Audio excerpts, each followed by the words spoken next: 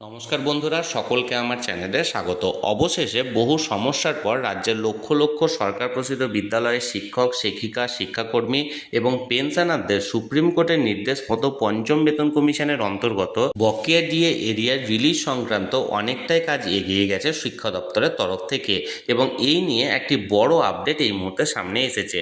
কতটা কাজ এগিয়েছে, কবে দেওয়া হবে এবং কি আপডেট সামনে এসেছে, সকল কিছু আজকের ভিডিওতে বিস্তারিতভাবে আলোচনা করব।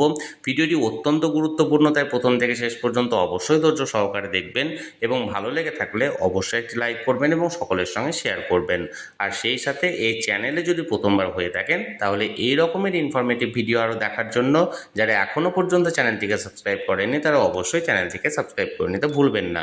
তাহলে চলুন আমরা বিস্তারিত জেনে নিই। দেখুন, সর্বপ্রথমে আপনাদেরকে একটা বিষয় জানিয়ে রাখি, সেটা হলো রাজ্যের যে সমস্ত সরকার প্রসিদ্ধ বিদ্যালয়ের শিক্ষক শিক্ষিকারা আছেন তাদের যে স্যালারি সংক্রান্ত বিষয়টি সেটি সম্পূর্ণভাবে আইওএসএমএস এর মাধ্যমে হ্যান্ডেল করা হয়, এবং হাই স্কুলের ক্ষেত্রে এই আইওএসএমএস এর যে লগ ইন সেটা হেড অফ দ্য ইনস্টিটিউশনের মাধ্যমে করা হয়, এবং প্রাথমিক বিদ্যালয়ের শিক্ষক শিক্ষিকাদের ক্ষেত্রে সেটা এসআইএন থেকে করা হয়ে থাকে। এখন এই শিক্ষক শিক্ষিকাদের যে বকেয়া ডিএ এরিয়া সেটি পেমেন্ট করা নিয়ে এই আইওএসএমএস এ একটি নতুন মডিউল তৈরি করা হয়েছে, এবং এই মুহূর্তে এই মডিউলটি টেস্টিং ফেজে আছে, যেটি এই মাস পর্যন্ত অর্থাৎ 31 আগস্ট পর্যন্ত টেস্টিং করা হবে।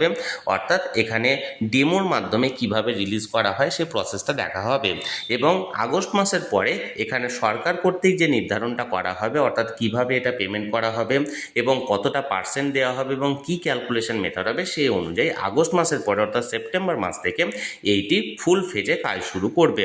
এখন জানিয়ে রাখি, এই মুহূর্তে সর্বপ্রথমে আইওএসএমএস এর মাধ্যমে যেটা 16 থেকে 19 এই 4 বছরের যে বকেয়া ডিএ এরিয়াটি আছে সেটি রিলিজ করা হবে, এবং এর পরবর্তী যেটা 8 থেকে 15 এই কয়েক বছরের যে এরিয়াটি আছে সেটি পরের যেটা একটা ইনস্টলমেন্ট সেই ইনস্টলমেন্টের মাধ্যমে প্রদান করা হবে। এবারে আইওএসএমএস এর মাধ্যমে কারা এই বকেয়া ডিএ এরিয়ার পাবেন? প্রথমত 2008 থেকে 2019 এই সময়কালের মধ্যে যে সমস্ত কর্মরত বা কর্মরতা ছিলেন, যে সমস্ত শিক্ষক শিক্ষিকারা, তারা সকলেই পাচ্ছেন।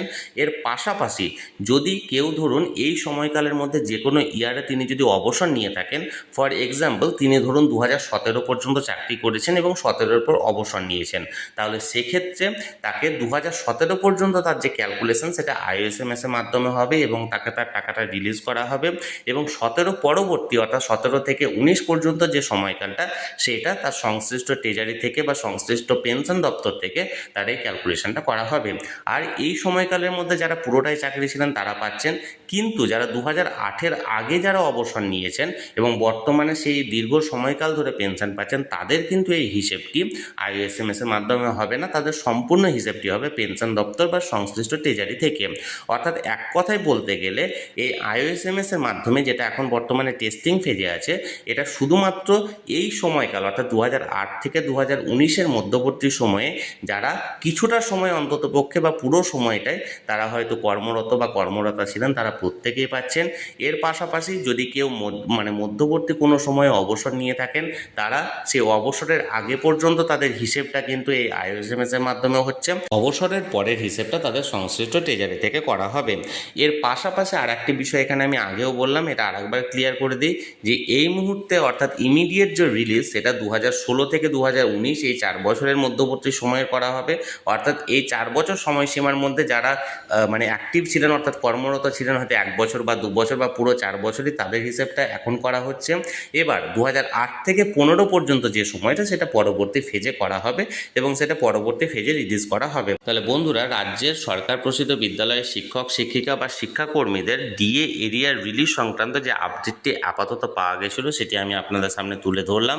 এই নিয়ে পরবর্তীকালে যদি পুনরায় কোনো আপডেট আসে সেটি আমি ভিডিওর মাধ্যমে এই চ্যানেলে শেয়ার করে দেব। তাই যারা যারা এখনও পর্যন্ত চ্যানেলটির সঙ্গে যুক্ত নেই অবশ্যই চ্যানেলটিকে সাবস্ক্রাইব করে চ্যানেলটির সঙ্গে যুক্ত হয়ে যান। আর এই ভিডিওটি ভালো লেগে থাকলে অবশ্যই একটি লাইক করুন এবং সকলের সঙ্গে শেয়ার করুন, আর সেই সাথে এই চ্যানেলটিকে অবশ্যই সাবস্ক্রাইব করে রাখুন। ধন্যবাদ, দেখা হচ্ছে পরের ভিডিওতে।